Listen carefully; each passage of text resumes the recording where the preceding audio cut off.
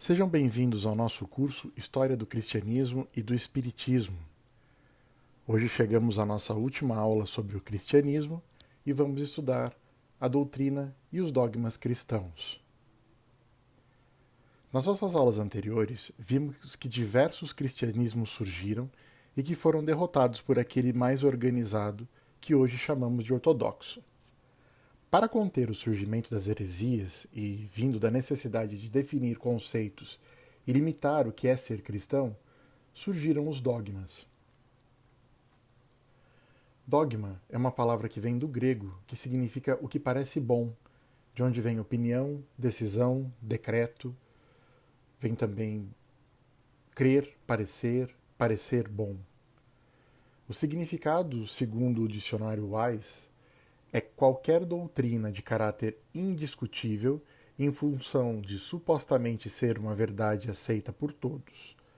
Nas religiões, especialmente entre os cristãos, doutrina a que é atribuída uma autoridade acima de qualquer opinião ou dúvida particular que possa ter um crente.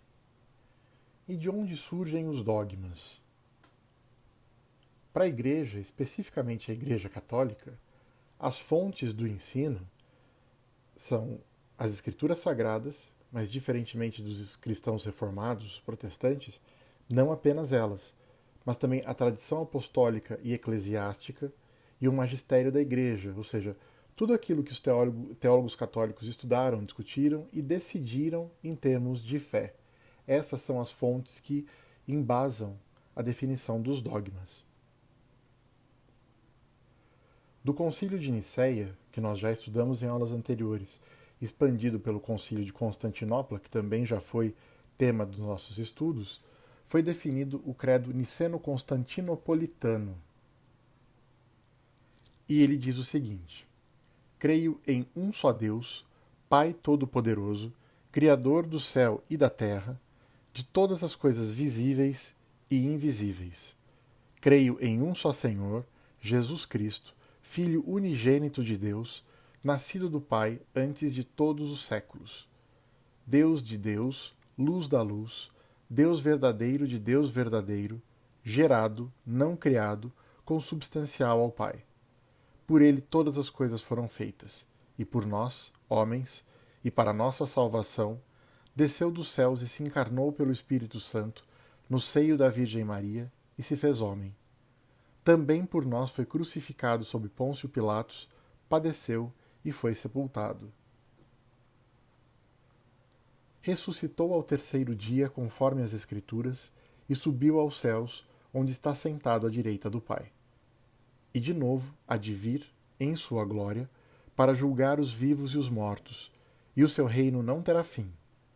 Creio no Espírito Santo, Senhor que dá a vida, e procede do Pai e do Filho, e como o Pai e o Filho é adorado e glorificado. Ele que falou pelos profetas. Creio na Igreja una, santa, católica e apostólica. Professo um só batismo para a remissão dos pecados e espero a ressurreição dos mortos e a vida do mundo que há de vir. Amém. Esse credo ele limita o que creem os cristãos. Segundo os estudiosos cristãos, crer é um ato humano, consciente e livre. Mas a fé não.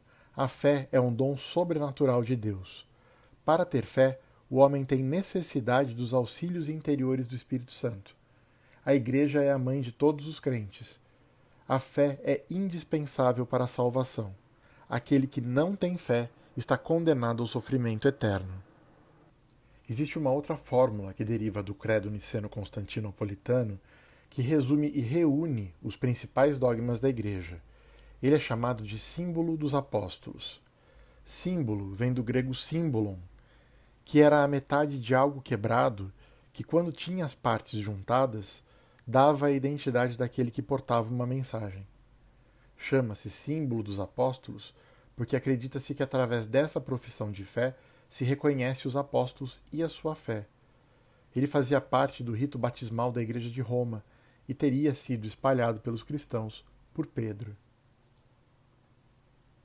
E ele diz o seguinte: creio em Deus Pai Todo-Poderoso, Criador do céu e da terra, e em Jesus Cristo, seu único Filho, nosso Senhor, que foi concebido pelo poder do Espírito Santo, nasceu da Virgem Maria, padeceu sob Pôncio Pilatos, foi crucificado, morto e sepultado, desceu à mansão dos mortos, ressuscitou ao terceiro dia, subiu aos céus, onde está sentado à direita de Deus Pai Todo-Poderoso, de onde há de vir a julgar os vivos e os mortos.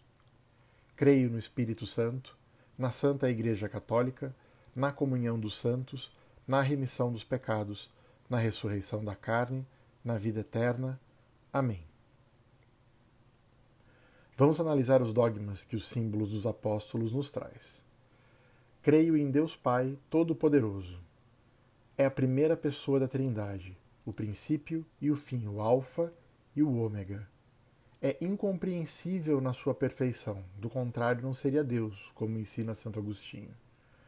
É um Deus vivo e atuante em sua onipotência. É aquele que é. Ele transcende o mundo e o tempo, é a plenitude do ser, é toda a perfeição. É todo amor, ternura e compaixão, e por isso ele se revela a seus filhos. Criador do céu e da terra, ele é criador de tudo que existe, do mundo invisível, o céu onde habitam os anjos, cuja existência para os cristãos é uma verdade de fé, ou seja, eles existem, e são criaturas especiais, pessoais, eles têm identidade própria e imortais, que glorificam a Deus sem cessar e servem a Deus em seus propósitos de salvação da humanidade. Em sua hierarquia, eles formam a corte de Deus. Eles superam em perfeição as criaturas visíveis, que habitam o mundo visível. O Criador também é criador do mundo visível, onde ele colocou as criaturas com bondade e perfeição próprias, que vivem em relação de interdependência por vontade do Pai Criador. Essa interdependência segue uma hierarquia onde a humanidade ocupa o topo. A humanidade é a obra-prima da criação. Os homens foram criados à imagem e semelhança do Filho. Deus é criador de tudo, menos do mal. O mal é consequência da queda dos anjos e do abuso da liberdade dada aos homens, instigados pelo maligno. Jesus Cristo, seu único Filho, nosso Senhor. Cristo é o centro da catequese, ou seja, do conhecimento, do ensino cristão. É Filho único de Deus, é revelação única e eterna com Deus. É a segunda pessoa da Trindade e foi gerado e não criado por Deus. É o Verbo encarnado que, mesmo feito carne, não perde o seu caráter divino. Ele tem inteligência e vontade humanas, concordantes e submetidas à sua vontade e inteligências divinas, atributos que tem em comum com o Pai e com o Espírito Santo. É pelo mistério da encarnação que ocorre a união da natureza divina, que é o verdadeiro mistério, com a natureza humana.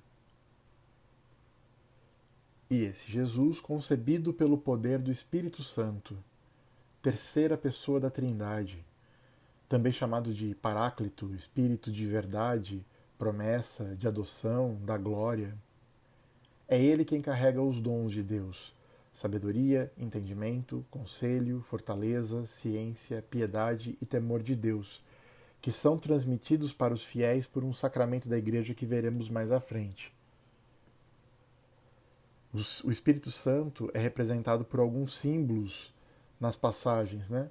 Então nós temos o Espírito Santo representado como água no batismo, pela unção, ele é o óleo, o fogo do Pentecostes, purificação, nuvem e luz nas manifestações dele, mão em curas, bênçãos e transmissões, dedo, o exorcismo, e a pomba, o dilúvio, o batismo de Jesus. Formamos assim a Santíssima Trindade, que é o mistério central da fé cristã, que se vive pelo batismo, e é o que os que forem salvos no final dos tempos passarão a eternidade a adorar. Deus gera o Filho que procede do Espírito. A Santíssima Trindade é una, é um Deus em três pessoas, que possuem a mesma substância, essência e natureza divina. É um Deus único, mas não é solitário. Ele se faz conhecer em três modalidades. O Filho justifica o Pai, e é revelado pelo Espírito Santo. Não se trata, reforçando, de mais de um Deus. É um único Deus formado por 3 pessoas que se revelam, cada um em sua modalidade. O Pai unge o Filho justifica o Pai, que é revelado pelo Espírito Santo. Jesus nasceu da Virgem Maria. O Espírito Santo fecunda e santifica o seio da Virgem Maria, dando ao divino a humanidade por Maria, e por sua unção, pela unção do Espírito Santo em Jesus, ele torna Jesus o Cristo, o ungido. Maria seria uma predestinada a esse fim. Ela é preparada desde a antiga aliança pelas mulheres que creram no Deus vivo, a chamada descendência de Eva. É a mãe de Deus, Theotokos, vimos isso nos concílios, e por isso foi preservada da mancha do pecado desde sempre, ficando em estado de virgindade perpétua antes, durante e após o nascimento de Jesus, seu único filho. Jesus padeceu sob Pôncio Pilatos, foi crucificado, morto e sepultado. A morte redentora do Filho de Deus é o centro da boa nova cristã, que acontece para que se cumpram as Escrituras, já que Jesus não vem para abolir a lei, mas para cumpri-la. Jesus teria venerado o templo, morada de Deus, mas anunciou sua destruição, que se deu com a sua morte, pois seu corpo será o templo definitivo. Durante séculos, os judeus foram culpados pela morte de Jesus. É só no Concílio Vaticano II que se define que, na verdade, o que eles podem ser acusados é de blasfêmia, porque eles não aceitam Jesus como Deus, mas que a culpa pela morte do Cristo recai sobre todos os pecadores. Jesus seria o servo sofredor, descrito em Isaías 53, e ele se oferece ao Pai pelos nossos pecados, e ele morre por todos os homens. Mas somente serão salvos aqueles que crerem nele.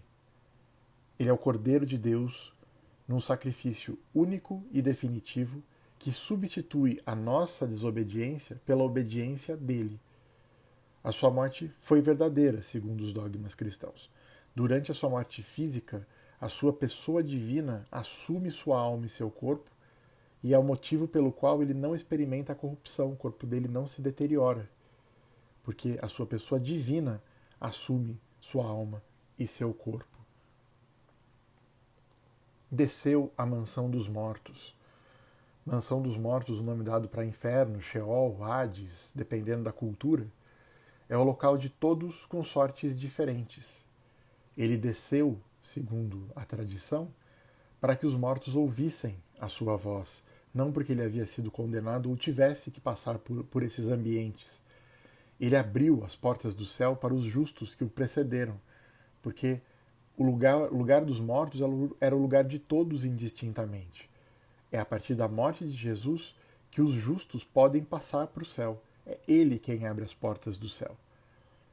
Com a sua morte, ele vence o bem e o mal, principalmente o diabo, que é o dominador da morte, e com isso detém as chaves do inferno, que é o que ele passa para Pedro, que passa via sucessão apostólica até o Papa mais recente, que tem as chaves do céu e do inferno. Ressuscitou ao terceiro dia. Já tivemos uma aula específica sobre a ressurreição. Nos dogmas cristãos, a ressurreição é um fato histórico atestado pelos discípulos. É uma intervenção da Santíssima Trindade na criação e na história. Ela aconteceu para eles de fato. Jesus ressuscita com o seu corpo martirizado, não corrompido, como nós vimos agora, porque a sua pessoa divina toma seu corpo e sua alma, e por isso agora com características de corpo glorioso, que transcende o tempo e o espaço, liberto da terra, já que ele não volta para a vida comum como os outros ressuscitados que ele mesmo teria trazido à vida, mas ele volta repleto do poder do Espírito Santo.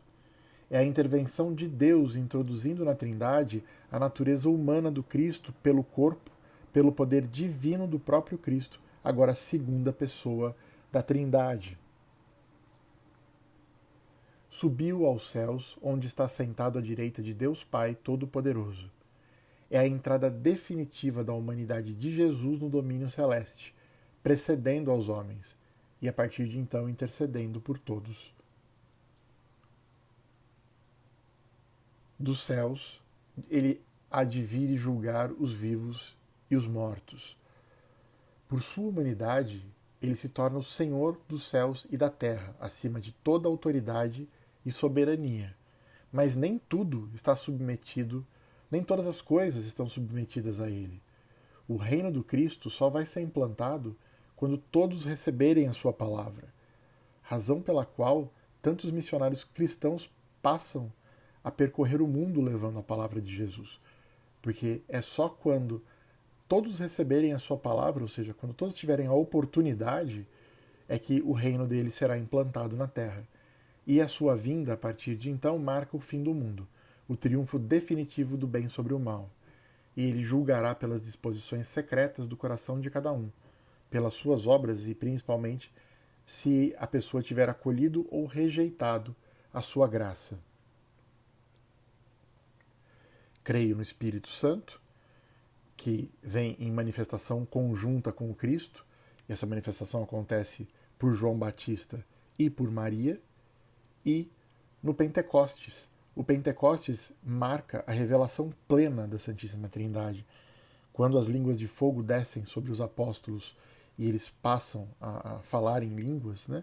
Quando o Espírito Santo se manifesta, o Paráclito vem na crença cristã, a revelação da Trindade está completa. O Pai se revelou, o Filho e o Espírito Santo revelou os dois. Creio na Santa Igreja Católica. A Santa Igreja Católica é o corpo de Cristo. O Cristo é a cabeça. O Espírito Santo é a alma, que pelos sacramentos constitui sua comunidade formada pelos membros com diversas funções. É a esposa de Cristo, que fez dela mãe fecunda de todos os seus filhos. É una, tem um só Senhor, uma só fé, num só batismo. É santa porque tem por autor o Deus Santo. É universal, ou seja, católica, unida na catequese, na celebração da ceia do Senhor, onde a humanidade, os não cristãos, devem buscar a salvação. Creio na comunhão dos santos. A comunhão dos santos se dá na Igreja pela Eucaristia. É a comunhão de todos os fiéis cristãos na Igreja. Creio na remissão dos pecados. O batismo liberta do pecado original. E a remissão dos pecados é um poder confiado aos apóstolos e que, por sucessão apostólica, chega até os dias de hoje. Na ressurreição da carne. A carne é o eixo central da salvação. O Verbo se fez carne, e ele se faz carne para redimir a carne. Pela morte, a alma se separa do corpo, mas na ressurreição ela é restituída por Deus em vida incorruptível ao corpo transformado. A ressurreição acontece no mesmo corpo, que de corruptível se torna corpo glorioso. Na vida eterna. A vida eterna será decidida pelo juízo particular feito por Cristo. Os que morreram na graça são considerados o povo de Deus além da morte e passam pela purificação para a salvação eterna.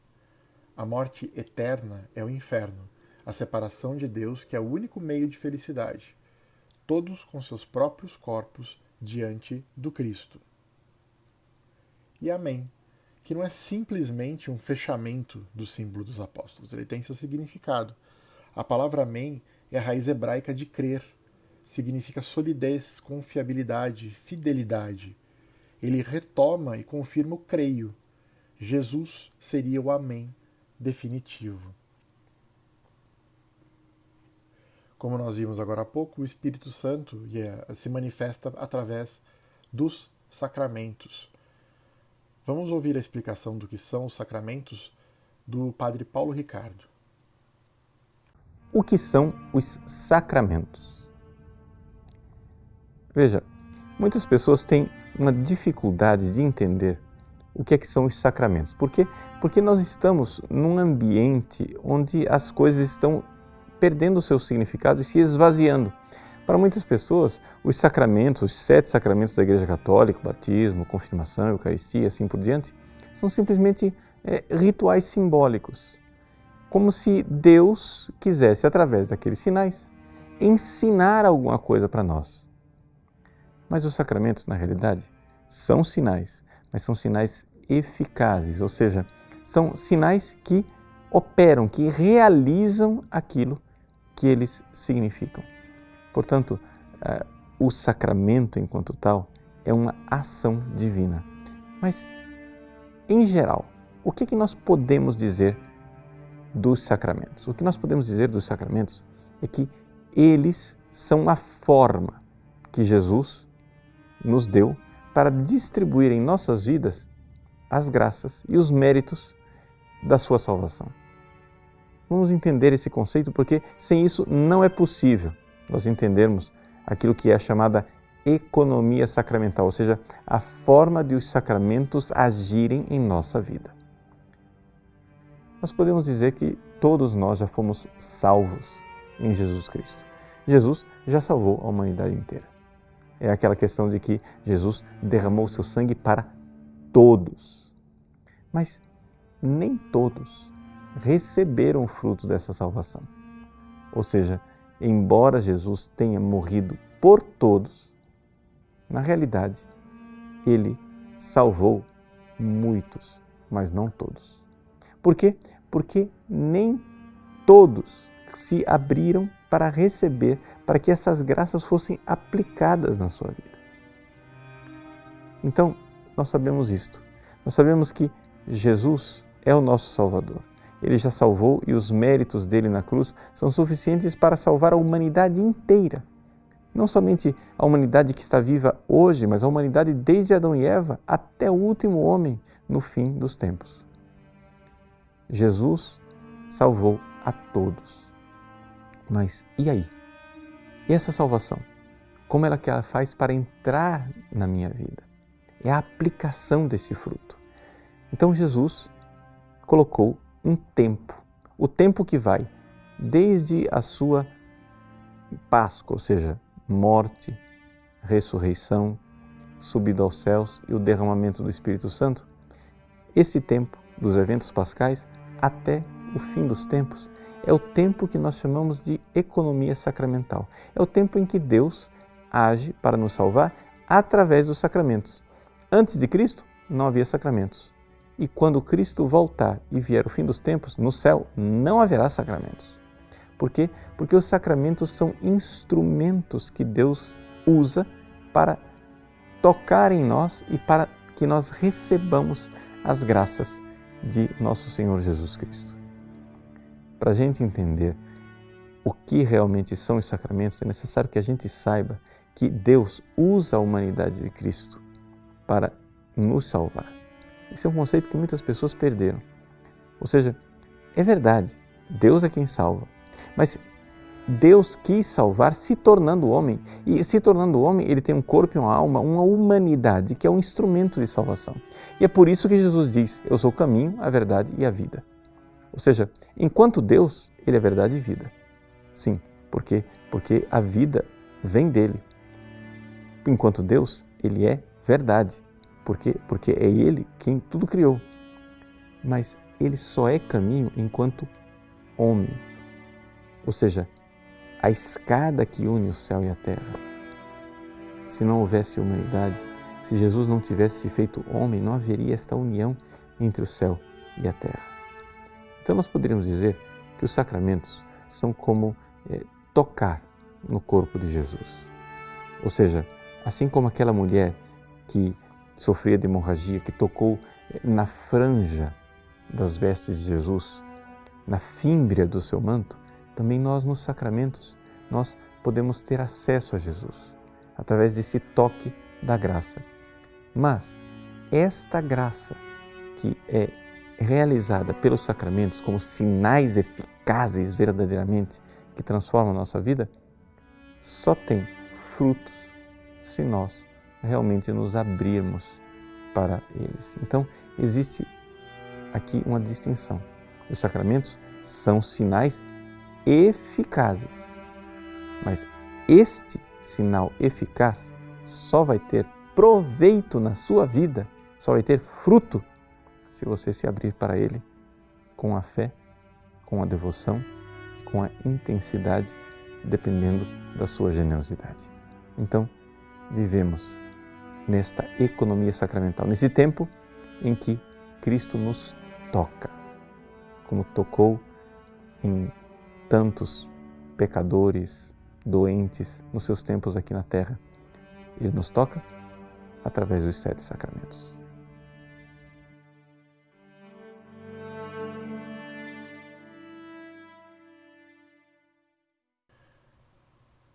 Os sacramentos chamados de sacramentos de iniciação, temos o batismo.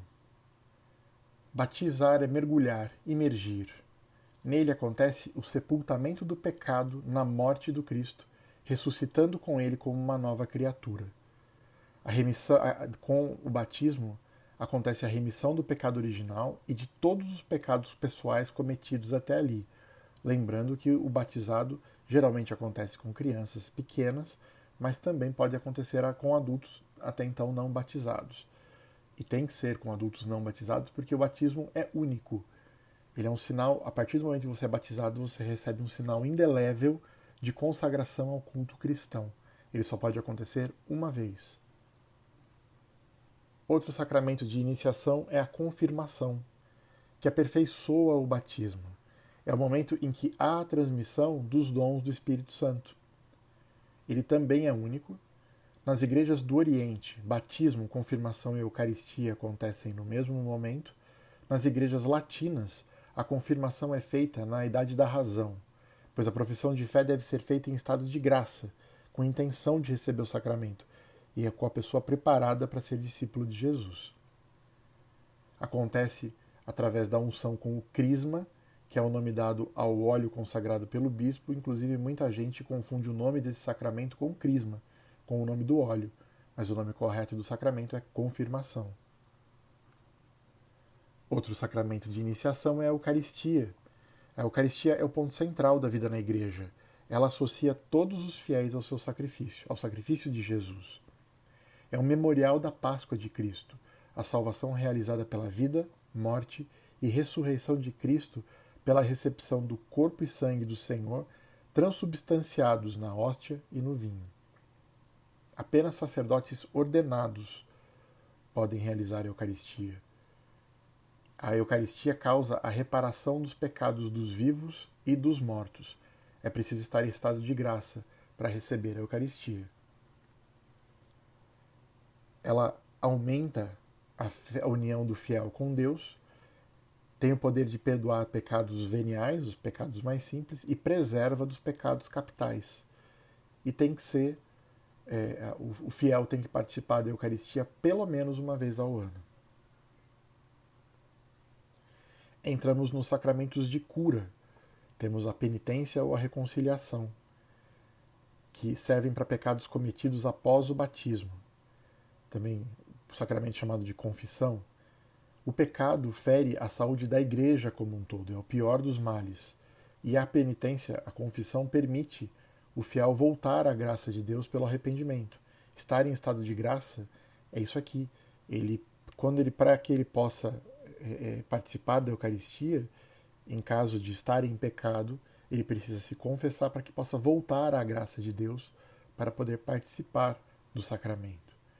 E a penitência ela atinge o presente, o passado e o futuro e acontece em 3 atos: arrependimento, confirmação e reparação, que é a indulgência. Os efeitos da penitência são a reconciliação com Deus, reconciliação com a Igreja, remissão das penas eternas dos pecados mortais, remissão das penas temporárias, paz e força para combater o mal. Outro sacramento de cura é a unção dos enfermos. Ela é ministrada em enfermidade grave ou velhice, deve ser recebida quando se está no início do processo de enfermidade, é ilimitada, não é única como o batismo ou a confirmação, pode ser ministrada sempre que a pessoa entrar em estado de enfermidade. Apenas sacerdotes com óleo consagrado pelo bispo, onde é feita a unção da fronte e das mãos do enfermo.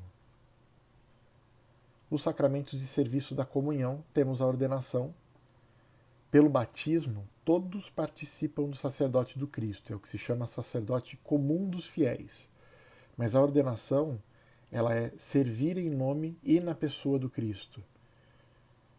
O sacerdócio ministerial, o serviço dos fiéis, ministros ordenados, a eles cabe o ensino, a liturgia e o governo, ensinamento, culto divino e pastoral. O bispo é a plenitude do sacramento da ordem. Ele é o chefe visível da igreja particular, a quem cabe e quem detém a responsabilidade pastoral. Ordenação de presbíteros, unidos e dependentes dos bispos, são os padres, vigários, etc. Temos os diáconos, ministros sem sacerdócio ministerial,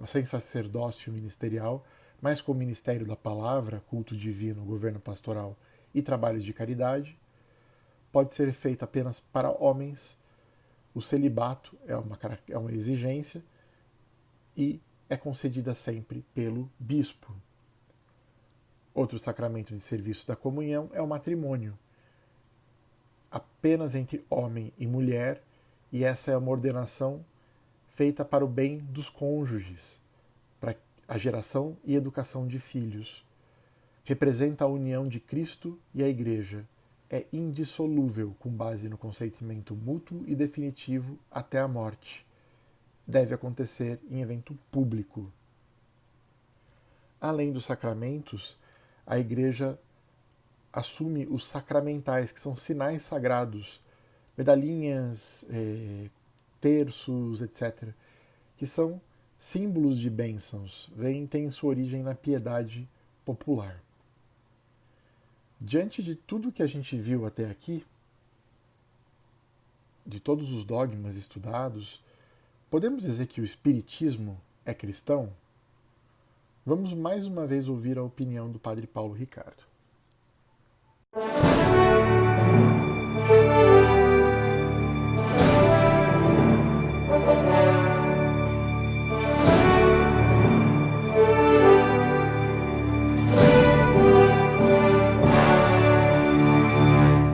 Estamos respondendo às várias perguntas, às centenas de perguntas que estão chegando no nosso site. Nós agradecemos muito a sua colaboração e participação conosco. Como eu disse, em outras ocasiões, nós estamos escolhendo as perguntas que são representativas, aquelas perguntas que representam uma dúvida de várias pessoas. Então, respondendo a uma pergunta, a gente pretende matar vários coelhos com a cajadada só, se é que você entende a expressão. Pois bem, queremos hoje responder a pergunta do Luiz Gustavo. O Luiz Gustavo pergunta o seguinte: Padre Paulo, eu trabalho com vários espíritas e eles ficam questionando por que a igreja condenou o espiritismo. Por que a igreja, nos seus concílios, condena o espiritismo? Bom, Luiz Gustavo, acontece o seguinte: em primeiro lugar, vamos ver o que é que os próprios espíritas dizem deles. A Federação Espírita do Brasil, ela põe com toda clareza a sua identidade.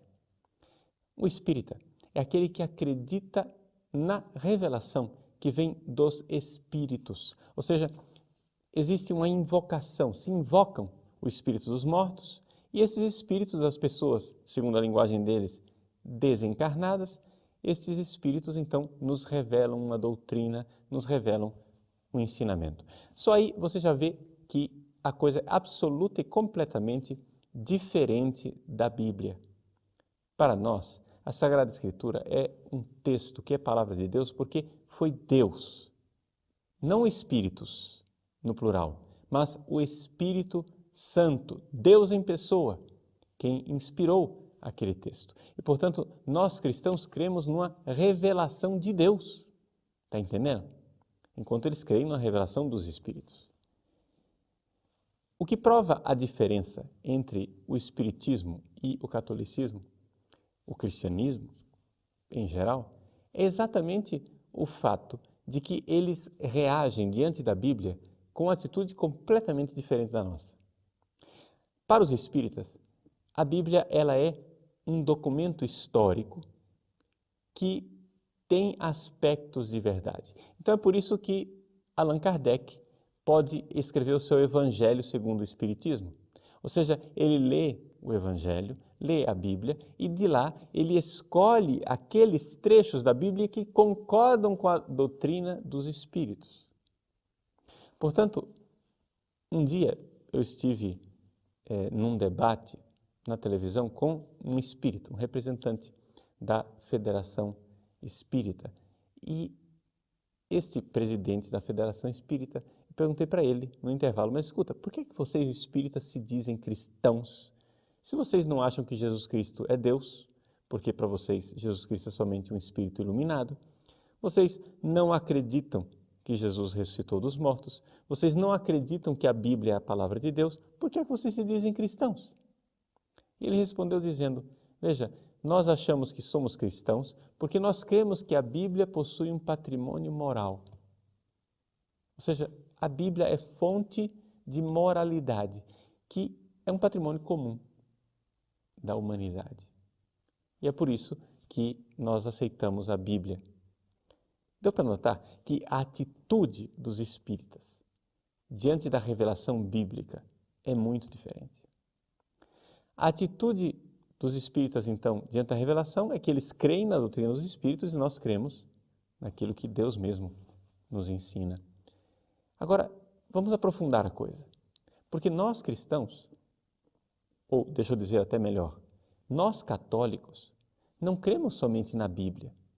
Nós cremos na Palavra de Deus. A Palavra de Deus é uma pessoa, é Jesus Cristo. É a palavra que se fez carne e habitou entre nós. A Bíblia é só uma forma de nós transmitirmos e nós recebermos a presença dessa pessoa que é Jesus. Pois bem, Jesus é a revelação do Pai.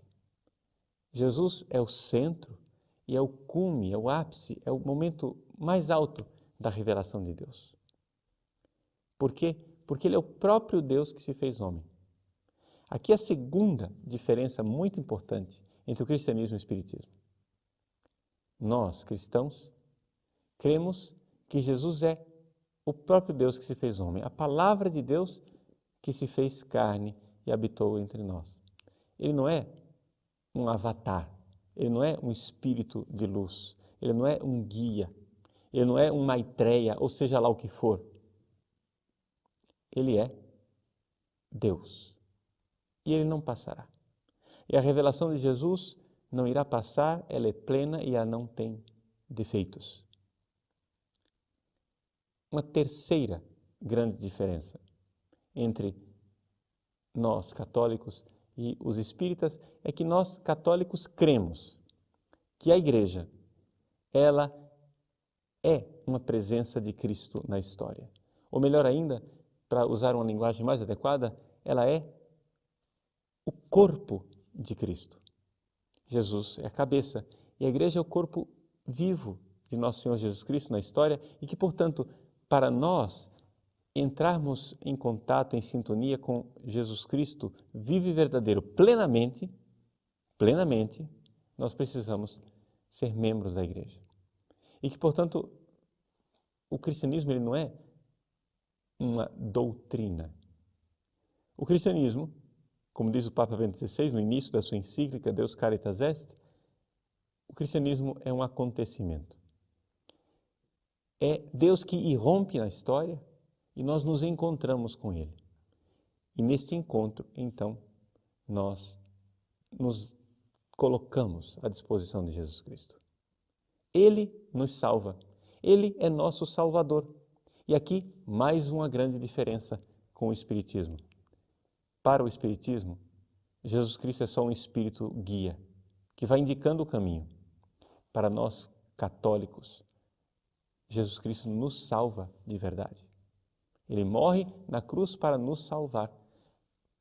O Espiritismo, ele padece de um certo pelagianismo, poderíamos dizer. Se ele fosse um cristianismo, seria a heresia pelagiana.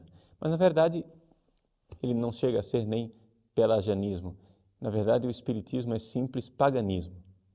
Nas religiões pagãs, é o homem quem se salva. Nas religiões pagãs, o homem é que tem que galgar a sua salvação. E o Espiritismo é bem claro nisto, quando diz que nós temos que passar de andar em andar, nós precisamos reencarnar até chegar ao andar de cima, ao andar superior, em que seremos felizes. Nós cristãos admitimos que isso é um projeto que não funciona, é uma torre de Babel. Ou seja, querer construir de andar em andar até chegar a Deus é como construir uma torre de Babel para chegar no céu. Se Deus não veio nos salvar, nós não temos condições de ir até Ele. Então Ele veio e nos deixa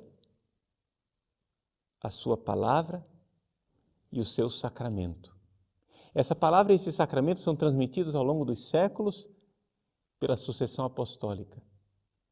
E então nós precisamos e devemos estar em comunhão com essa palavra e esse sacramento, portanto com Jesus, para estarmos na Igreja de Deus. Vejam que é um mundo completamente diferente. Você diz, qual é o grande concílio que condenou o Espiritismo? Eu digo, mas qual é o concílio que não condenou o Espiritismo? Porque tudo o que eles pensam é quase o avesso daquilo que nós pensamos. Então, por que não ser espírita? Na verdade, nós não podemos ser espíritas porque a resposta é muito simples. Porque os espíritas simplesmente não são cristãos. Eles não acreditam que Jesus seja Deus. Eles não acreditam que Jesus nos salvou. Eles não acreditam na revelação de Jesus. Eles não acreditam nos sacramentos de Jesus. Eles não acreditam na igreja de Jesus. Eles não acreditam nos demônios, porque para eles os demônios são simplesmente almas desencarnadas que estão num estágio inferior. Eles não acreditam nos anjos, porque para eles os anjos são simplesmente almas desencarnadas que estão em estágio superior. Eles não acreditam na intercessão dos santos, que para eles são simplesmente mortos que aparecem. Eles não acreditam no lugar de destaque dos grandes santos de Deus que creram em Jesus. Quantos e quantos centros espíritas recebem o nome de santos católicos? No entanto, eles são incoerentes, porque eles não creem naquilo que aqueles santos criam. Quando você nomeia um centro espírita de Centro Espírita São Francisco de Assis, isso é uma ofensa a São Francisco. Por quê? Porque você está lá trabalhando exatamente para o contrário daquilo que São Francisco trabalhava. São Francisco cria em Jesus. Para São Francisco, Jesus era tudo. Para o espírita, é somente um espírito guia, iluminado. Para São Francisco, Jesus era Deus que se fez homem, se encarnou e morreu na cruz para nos salvar. Essa era a fé de Francisco. Meus irmãos, a incompatibilidade entre o cristianismo e o espiritismo é quase que total. Por que então no Brasil tantos espíritas se dizem católicos? Por uma razão muito simples. Por desonestidade dos próprios dirigentes espíritas. Existem livros publicados onde os espíritas, falando entre eles, dizem que eles usam a propaganda católica, eles usam a propaganda de que o espiritismo não é incompatível com o catolicismo exatamente para poder pescar os católicos ingênuos e mal formados. E assim nós vamos. E assim eles vão pescando. E as pessoas continuam indo à missa, continuam participando das celebrações católicas, achando que são católicos. Eu acho que seria muito bom para o nosso país, seria muito bom tanto para os espíritas como para os católicos, se nós víssemos com clareza que são duas religiões completamente diferentes, duas formas de ver completamente diferentes. Dentro de um país onde existe liberdade religiosa, cada um tem a liberdade de escolher a sua religião. E exatamente porque nós cremos profundamente naquilo que nós somos enquanto católicos, nós só podemos dizer a você, meu querido espírita, nós respeitamos o direito que você tem de ser espírita, mas respeite também o fato de que nós cremos profundamente que você está errado. E a forma que nós temos de manifestar o nosso amor por você é querer que você saia desse erro, venha para a verdade e se torne católico.